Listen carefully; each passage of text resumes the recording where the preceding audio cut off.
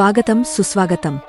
శని దోష పరిహారాలపై ప్రత్యేక కార్యక్రమం 2వ భాగానికి 1వ భాగంలో శని దోష పరిహారాలపై తెలుసుకున్నాము.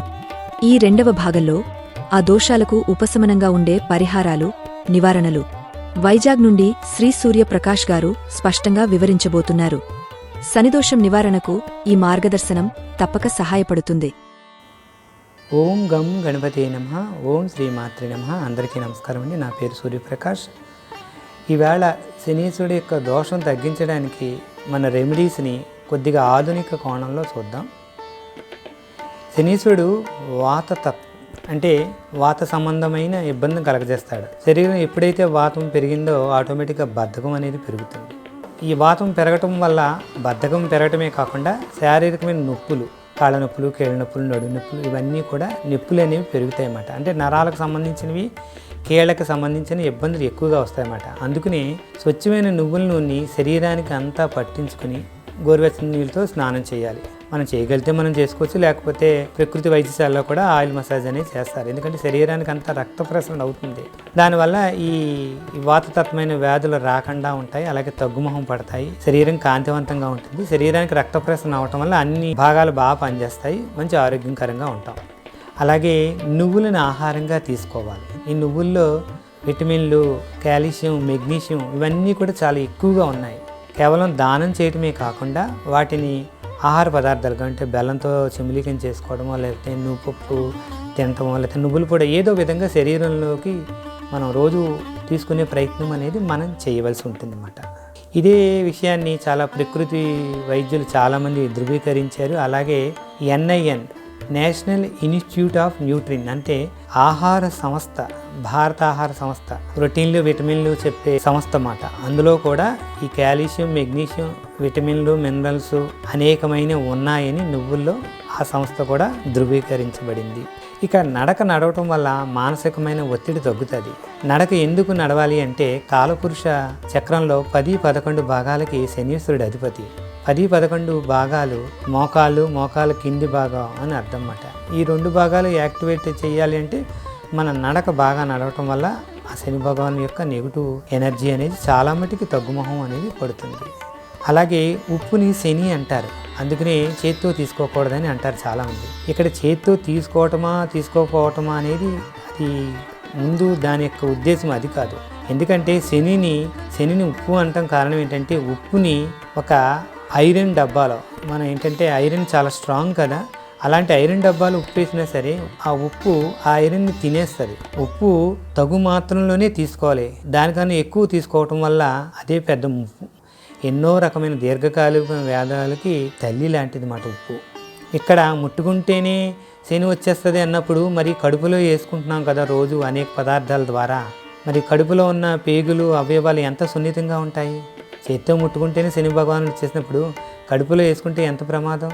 ఒకసారి ఆలోచన చెయ్యాలి. ఏదన్నా ఎలా ఉందంటే దొన్నపోతు ఈనిందంటే దోణ కట్టేయమన్నట్టు ఉంది. అసలు దొన్నపోతు ఈనుతుందా లేదా అని అర్థం. పాలకూరలోంచి పాలు వస్తాయని, నేతి బీరకాయలోంచి నెయ్యి వస్తుందని ఆ మాటకి కుదిరింది కాబట్టి అది చెప్పేశారు.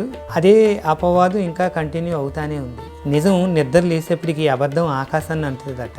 ఏదో ఒక వస్తువును ముట్టుకోవటం ద్వారానో, ఏదో ఒక వ్యక్తి రావటంతోనో మనకి కష్టాలు, ఇబ్బందులు అనేవి కలగవు. మనం రాంగ్ రూట్లో వెళ్తూ ఉన్నప్పుడు మన డెస్టినేషన్ మనం ఎప్పుడు చేరుకుంటాము. చూడండి, పూర్వకాలం చదువు రాని రోజుల్లో ఇప్పుడంటే సైకాలజిస్టు, సైక్రాటిస్టు అంటున్నాం. పిచ్చి డాక్టర్ అని అంటారు. ఏంటి డాక్టర్ పిచ్చి డాక్టరా? పిచ్చి డాక్టర్ కాదు, పిచ్చి తగ్గించే డాక్టర్ అని అర్థం. అలాగే ఈ శని భగవానుడు నీలం రంగులో, నలుపు రంగులో ఉంటాడు కాబట్టి నీలం రంగులో ఉన్న ఆహార పదార్థాలు అంటే నేరేడుకాయలు, బ్లూబెర్రీస్, నల్లని ద్రాక్ష పళ్ళు ఇలాంటి ఆహార పదార్థాలు తీసుకోవటం వల్ల చాలా మంచి జరగడానికి మనకి అవకాశం ఉంది. అలాగే రావి చెట్టు చుట్టూ ప్రదక్షిణాలు చేయటం వల్ల, రావి చెట్టు 2 ఆరాలు ఉంటాయి, దానివల్ల మనకి పాజిటివ్ ఎనర్జీ అనేది చాలా పెరుగుతుంది. అలాగే శరీరాన్ని, మనసుని శుభ్రంగా ఉంచుకోవాలి. ఎందుకంటే శని భగవానుడు విసర్జన వ్యవస్థ మీద కూడా ఆయన ప్రభావాన్ని చూపిస్తాడు. ఏ రోజుకు ఆ రోజు శరీరంలో ఉండే మలిన పదార్థాలు బయటికి వెళ్ళేలాగా మనం తప్పనిసరిగా చేసుకోవాలి. ఎందుకంటే సర్వవ్యాధి మూలం మలం. సో కాలకృత్యాలను ఏ రోజుకు ఆ రోజు మనం ఖచ్చితంగా చేయవలసి ఉంటుంది ఈ దశలో. ఎందుకంటే తిన్న ఆహారం ఒక 4-5 గంటల్లో జీర్ణం అవ్వాలి. అందుకని తేలిగ్గా ఉండే ఆహార పదార్థాలు ఈ దశలో తీసుకోవాలి. అలాగే జీడులు, నువ్వులతో చేసిన జీళ్ళు కూడా బయట అమ్ముతూ ఉంటారు. అలాగే మీకు ఇది షిరిడీలో కూడా దీన్ని ప్రసాదంగా అనేది ఇస్తారు. ఇలాంటి ఆహార పదార్థాలు తీసుకోవటం వల్ల మీకు ఆరోగ్యం పెరిగి ఆ దశలో వచ్చే అనారోగ్య సమస్యల్ని, కష్టాలని తట్టుకునే శక్తి వస్తుంది. ఈ పూజలు స్తోత్రాలు చేయడంతో పాటు ఇవి కూడా చేయాలి. నిజానికి శనిదేవ దూషణ సర్వదేవ దూషణ. ఎందుకంటే మన కర్మలు అనేవి సరిగ్గా చేయకుండా శని భగవాన్ని నిందించడం వల్ల ఏంటి ఉపయోగం? ఆయన ఏంటంటే కర్మ ఫలదాత. మంచి కర్మలకు మంచి పనులకు మంచి ఫలితాలు, చెడు కర్మలకు చెడు ఫలితాలు. ఆయన కేవలం ఫలితాలు ఇవ్వటమే ఆయన చేతిలో ఉంది. అంతేగాని ఆయన తిట్టుకుని ఉపయోగం ఏంటి? అలా చేయటం వల్ల దోషం మరింత ఎక్కువ అవుతుంది. ఇప్పుడు మనం ఎగ్జామ్ సరిగ్గా రాయకుండా ఉండి ఆ పేపర్ ఇచ్చిన వాడినో లేకపోతే పేపర్ దుద్దిన వాడినో తిట్టడం వల్ల ఏంటి ప్రయోజనం? తత్వాన్ని అనేది అర్థం చేసుకుని మనం సరైన మార్గంలో వెళ్తే మన లక్ష్యాన్ని చేరుకోగలుగుతాం. ఇక్కడ శని అంటే నీట్నెస్ లేకపోవటం అని, దరిద్రం అని, అనారోగ్యం అని, బద్ధకం అని, ఇవి. అంతేగాని శని భగవానుడు వచ్చేసి మన ఇంట్లో కూర్చుంటాడు, అక్కడికి వెళ్తే ఆ దర్శనం చేస్తుంది మన వెనకాల వచ్చేస్తాడు, ఈ చెప్పులు ఎలా పెడితే ఇలాగ వచ్చేస్తాడు అనేది కాదు. ఇక్కడ ధర్మంగా, న్యాయంగా, సాధ్యమైనంత వరకు మంచి కర్మలు చేయటం వల్ల ఆయన మంచి ఫలితాలు ఇస్తాడు. ఇలా భయపడే అనుమానాలకి, అపోహలకి భయపడటం వల్ల ఉపయోగం లేదు. భయపెట్టేది జ్యోతిష్య శాస్త్రం కాదు. ఇలా భయపెట్టే దేవుడు మనకి అవసరమే లేదు కదా. ఎందుకు దుమ్ము కొనుక్కుని కంట్లో పోసుకుని కన్ను పోయిన తర్వాత కంటి డాక్టర్ దగ్గరికి వెళ్ళటం వల్ల ఉపయోగం ఏంటి? బద్ధకం వదిలించుకోవాలి. అందుకని ఒక సామెత ఉంది, శని విరగడ పని ఒబ్బిడి అని. ఒబ్బిడి అంటే పని శాంతంగా, నెమ్మదిగా, వందనంగా చేయాలి. అలాగే ముందు చూపు. ఒబ్బిడి అంటే ధనం ఒబ్బిడని, నీటి ఒబ్బిడని, ఆహారం ఒబ్బిడని, ఇవన్నీ కూడా మనం ఒబ్బిడిగా ఉంటే శని భగవానుడు నెగిటివ్ ఎనర్జీని మన మీద ప్రభావం చూపించదు. ఇవన్నీ మానేసి మనం నెగిటివ్ మార్గంలోకి వెళ్ళి అది ముట్టుకుంటే వచ్చేస్తుంది, ఇది అయితే వస్తుంది అనుకోవడం అబద్ధం. నిజంగా అలా వచ్చేసే ఫలం అయితే బ్యాంకులో చాలామంది డబ్బు కౌంట్ చేస్తుంటారు. క్యాషియర్ ఆయన రోజు డబ్బు ముట్టుకుంటాడు కనుక ఆయన నిరంతరం డబ్బులు ఉండాలి. ఆయన కూడా అయితే బంగారం షాప్లో రోజు బంగారం అమ్ముతారు చాలామంది. వాళ్ళు రోజు బంగారం ముట్టుకుంటారు కాబట్టి ఆ బంగారం మన ఇంటికి వచ్చేది కదా కూడా.